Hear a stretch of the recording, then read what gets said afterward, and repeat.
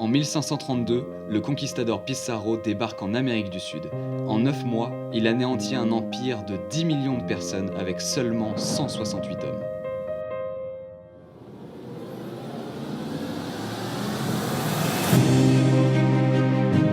Conquête et conflit.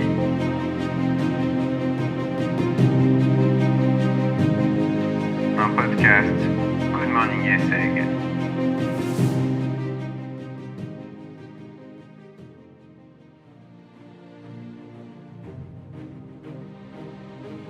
Alors on va commencer par un peu de contexte. Tu te rappelles de l'année de la fin de la guerre de 100 ans? Alors si je me trompe pas, c'était en 1453, Ouais. au moment de la chute de Constantinople. Exactement, et c'est Ok. cet événement-là qui est super important, parce que Constantinople est tombé devant les Ottomans, donc l'Empire ottoman. Donc les Ottomans sont déjà un petit peu en Europe, dans ce qu'on appelle les Balkans, et surtout ils bloquent tout le Proche-Orient et tout le Moyen-Orient, donc ils ont le pouvoir de bloquer la route de la soie, donc le commerce entre l'Asie et l'Europe. Et ça, c'est une variable hyper importante pour les Européens.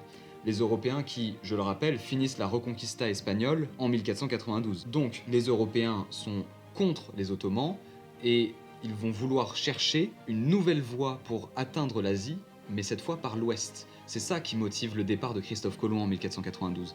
Et c'est pour ça qu'en fait, Colomb cherche en fait de base, de par son voyage, en fait un trajet pour aller vers les Indes. Exactement. C'est-à-dire qu'au-delà des Indes, il cherche un voyage pour aller à ce qu'il appelle Cipango, c'est le Japon actuel, mais il va atterrir dans une région qui va plus lui rappeler les Indes, et c'est pour ça qu'il va croire qu'il est déjà en fait arrivé en Inde, qu'il a déjà dévié de sa trajectoire. Donc tout le monde le sait, Christophe Colomb découvre les Amériques en 1492 et il atterrit dans les Caraïbes, donc l'Amérique centrale. C'est pas du tout Christophe Colomb en lui-même qui va nous intéresser, c'est plutôt ses successeurs. Christophe Colomb est génois et il a travaillé pour la couronne espagnole. Donc toutes ces découvertes sont faites au nom des rois espagnols. Donc c'est les Espagnols qui s'implantent dans les Caraïbes. Et juste après les voyages de Christophe Colomb, à la fin du XVe siècle, on a les premiers réels conquistadors qui vont débarquer. Alors il y a eu beaucoup de conquistadors, mais on va surtout en citer deux grands, les deux plus grands. Le premier s'appelle Cortés, Hernán Cortés. C'est celui qui va découvrir le Mexique en avril 1519.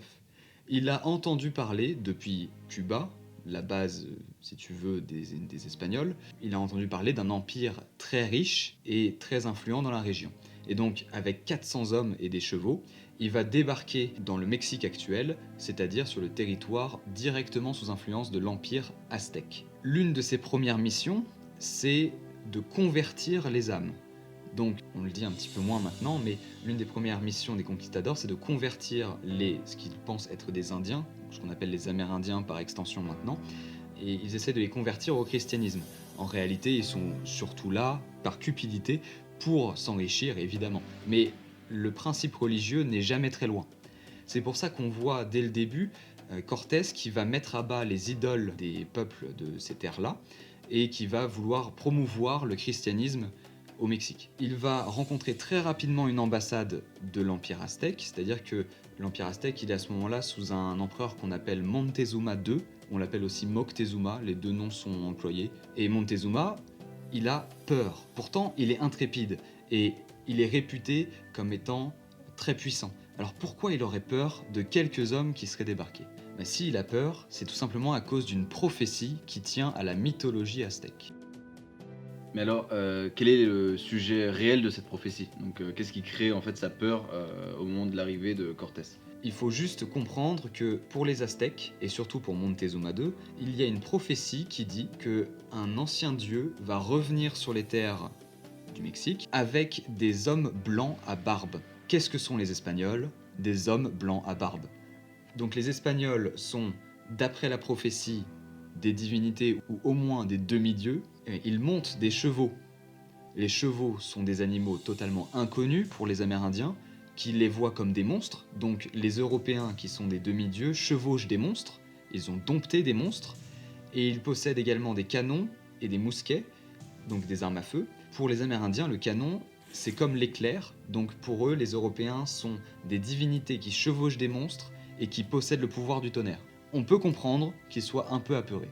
C'est pour cette raison que Montezuma II envoie une ambassade voir les Européens et il leur demande de partir contre de l'or. Sauf que c'est pas forcément la meilleure technique pour faire partir des Européens. Si on te donne de l'or pour partir, c'est que forcément il y en a plus à prendre. Les Européens et donc Espagnols sont plutôt cupides et se disent pourquoi pas aller au cœur de cet empire. Ils vont faire donc tout le chemin jusqu'au cœur de l'empire qui est actuellement Mexico, à l'époque Tenochtitlan, mais qui s'appelle aussi Mexico. Les deux noms sont acceptés. Et ils vont croiser la cité de Tlaxcala, donc les Tlaxcaltèques. Les Tlaxcaltèques sont des ennemis récurrents de l'Empire aztèque. Donc on pourrait se dire qu'ils vont faire une alliance avec eux contre l'Empire aztèque. En fait, pas du tout, parce que les Tlaxcaltèques sont apeurés également, et ce sont également des grands guerriers. Donc ils vont d'abord combattre les Espagnols avant de comprendre qu'ils n'ont aucune chance face aux canons, face aux mousquets,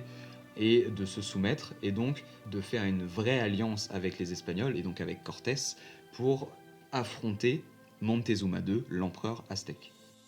Montezuma, qui voit les obstacles tomber un à un devant la progression espagnole, prend encore plus peur. Il va donc tendre une embuscade aux Espagnols. Et il va tendre cette embuscade dans la ville de Cholula, qui est une ville sainte pour les Aztèques. Sauf que les Espagnols flairent l'embuscade, et ils vont tout simplement massacrer la population de Cholula et brûler la ville.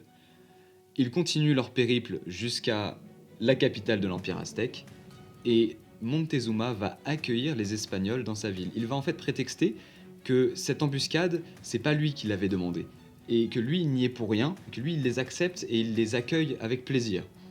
Les Espagnols se mettent quand même bien à l'aise, ils vont tout simplement arrêter l'empereur, parce que c'est vrai qu'il a quand même des pratiques barbares, les sacrifices humains ont cours à ce moment-là, et ça dégoûte les Européens, donc ils vont tout simplement emprisonner l'empereur et prendre la direction de la ville.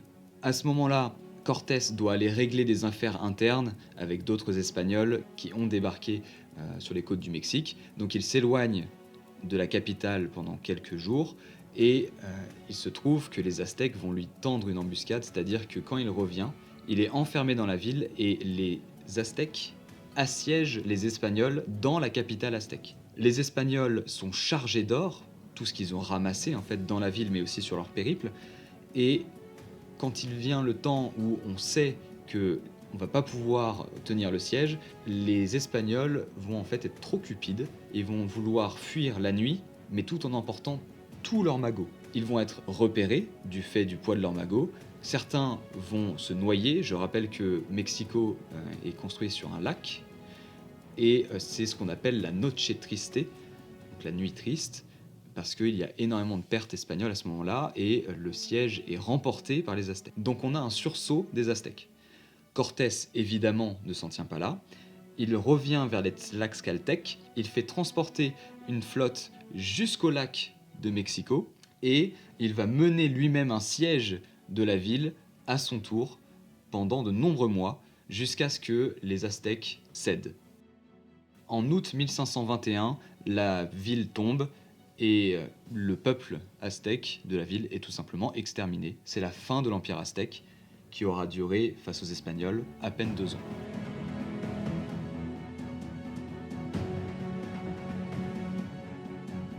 L'Empire aztèque était donc très riche, mais tout de suite après la chute de l'Empire aztèque, on entend parler d'un autre empire, plus riche encore, qui se trouverait au sud. C'est en fait l'Empire Inca. Et cette nouvelle, elle vient dans l'oreille d'un conquistador dont on va parler, qui s'appelle Pizarro, et qui va mener l'aventure avec son ami d'enfance, qui s'appelle Almagro. Tous les deux, ils vont partir avec plusieurs hommes, faire des reconnaissances depuis le Pacifique sur la côte sud-américaine.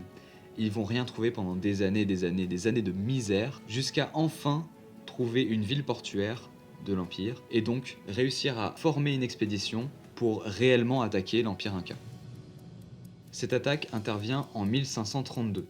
À ce moment-là, c'est l'empereur Atahualpa qui gère l'Empire Inca. Sauf que Atahualpa sort tout juste d'une guerre civile contre son demi-frère, donc une guerre qu'il vient de remporter, mais sa légitimité vacille et surtout son empire est affaibli. Maintenant, il voit débarquer des maisons flottantes avec des demi-dieux qui domptent des monstres et qui contrôle le tonnerre.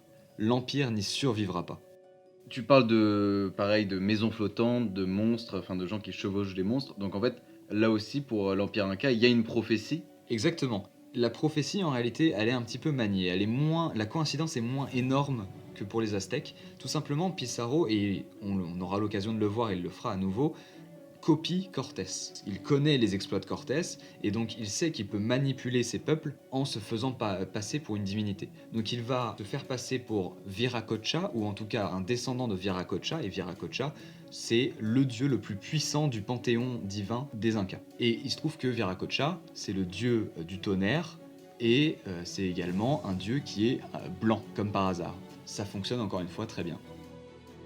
Il débarque donc avec 168 hommes sur les côtes sud-américaines, et comme Montezuma avant lui, Atahualpa ne sait pas comment réagir. Comment réagir face à ce qui s'apparente à des demi-dieux, qui possèdent une technologie clairement supérieure. Donc Atahualpa est intrigué, il va amener son armée proche de celle des Espagnols. En fait, les deux armées vont camper autour d'une ville qui s'appelle Cajamarca, aujourd'hui bien sûr, et des ambassades vont être échangées entre les deux, et ils vont discuter ensemble, et Pizarro va s'inspirer encore de Cortés, il va tendre une embuscade à Atahualpa. Il va lui proposer un banquet d'amitié, évidemment désarmé. Atahualpa tombe dans le panneau et il vient avec ses meilleurs hommes, tous désarmés. Atahualpa trouve une ville fantôme, pas une trace d'Espagnols. Il va rentrer finalement dans une cour et va être face à face avec un père catholique, donc un prêtre. Ce prêtre va lui parler de la Bible, et va lui dire combien il est important de croire au Christ, de se convertir au christianisme et de se soumettre au roi espagnol. Alors j'ai une question, ça peut paraître tout bête, mais comment ils communiquent efficacement entre un père catholique européen et des Incas? Alors c'est une très bonne question, tout simplement, c'est une chose avérée pour Cortés et même entre les ambassades. Il y a, depuis toutes ces années d'interférence entre les cultures, il y a des autochtones qui ont appris tout simplement à parler la langue espagnole, et donc qui sont à même de traduire les paroles. Pour le coup, pour en revenir au père qui veut enseigner le catholicisme à Atahualpa, il va lui donner la Bible dans les mains. Sauf que Atahualpa n'a jamais tenu de livre dans ses mains. Les livres n'existent pas là-bas. Donc quand il a le livre dans les mains, il va simplement le laisser tomber, parce qu'il ne sait pas ce que c'est. Et ça, c'est vu comme un acte de blasphème total. Et donc à ce moment-là, le père va tout simplement donner l'autorisation et l'ordre aux conquistadors de massacrer tous les Incas. Et cette scène en fait de donner un livre à une personne qui ne sait même pas ce que c'est, c'était du coup quelque chose où il l'avait prévu à l'avance, ou c'est simplement derrière le fait de donner l'ordre arrive parce qu'il a fait tomber le livre, ou est-ce que c'était vraiment prévu depuis le début cette scène? Alors, comme toujours, c'est assez dur à savoir, mais a priori, cette scène serait déroulée après un véritable cours de catéchisme. Donc, je pense qu'il y avait une véritable volonté de convertir tout simplement l'empereur, et ensuite de lui faire comprendre qu'il fallait se soumettre à Charles Quint, qui était le roi espagnol à ce moment-là. Et donc, si l'empereur Inca était soumis au roi d'Espagne, en réalité, il n'y avait pas grand besoin de conquérir le territoire. Le territoire aurait été d'office aux Espagnols. De fait, il a lâché la Bible, blasphème, donc les 168 Espagnols se sont rués sur l'armée désarmée d'Atahualpa. Les Espagnols, eux, étaient bien sûr armés jusqu'aux dents, et ils les ont tous massacrés, sauf Atahualpa, qui a eu la vie sauve. Pizarro a sauvé l'empereur, mais uniquement pour l'enfermer dans une grande salle, et il a ensuite ordonné à tout l'Empire de remplir la salle d'or à hauteur du lever de bras du souverain. C'est-à-dire que Atahualpa devait lever les bras et avoir de l'or en fait, jusqu'à son visage. C'était quand même une assez grande salle. Si on fait la conversion en dollars 2017, ça fait environ 3 milliards de dollars qui ont été rassemblés par l'Empire en très très peu de temps. Au final, Pizarro s'est dit que garder un empereur en vie, c'était une condition pour le libérer bien sûr, il s'est dit que garder un empereur en vie et même le libérer, c'était un peu dangereux, donc il a préféré le faire exécuter. Il l'a pendu en août 1533. À partir de ce moment-là, l'Empire Inca n'est pas encore tout à fait achevé. Le meilleur général d'Atahualpa est encore dans le nord et il faudra également l'écraser, mais les Espagnols le feront sans grand problème, bien que en large infériorité numérique. Les Espagnols vont ensuite se ruer sur Cusco, qui est une ville qui existe encore aujourd'hui et qui était l'une des capitales de l'Empire, et ils vont également commettre des exactions à Cusco, comme si ce n'était pas suffisant d'avoir pendu l'empereur et d'avoir pillé l'Empire. L'Empire Inca est donc tombé en 9 mois, un empire qui avait duré plus d'un siècle, qui était très bien bâti, qui avait éliminé toute concurrence dans la zone et englobé toutes les tribus, pulvérisé par 168 conquistadors espagnols. De fait, il y a ensuite un problème qui va être créé par Charles Quint lui-même, Charles Quint qui est le roi d'Espagne, parce que c'est à Charles Quint que revient le devoir de départager l'Empire en 2 zones, une zone pour les Pizarro, en réalité Francisco Pizarro, qui est celui qui nous intéresse, a 3 frères, donc c'est tous les frères Pizarro qui sont présents dans l'ancien Empire Inca, et l'ami d'enfance de Pizarro qui s'appelle Almagro. Mais où s'arrête le nord et où commence le sud? Ça, c'est une question qui va provoquer une guerre fratricide entre les Espagnols, qui vont décider du sort de l'Amérique du Sud par le duel de Las Salinas en avril 1538, donc quand même quelques années plus tard.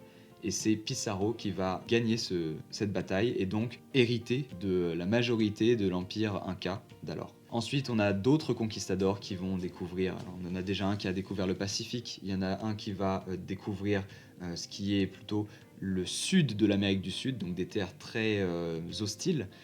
Il y en a un qui va s'enfoncer dans l'Amazonie, il y en a un autre qui va aller en Floride et découvrir l'Amérique du Nord. C'est ce qui va ensuite motiver les Européens, donc français, anglais, mais aussi les Provinces-Unies, à également commencer leur colonisation de l'Amérique du Nord.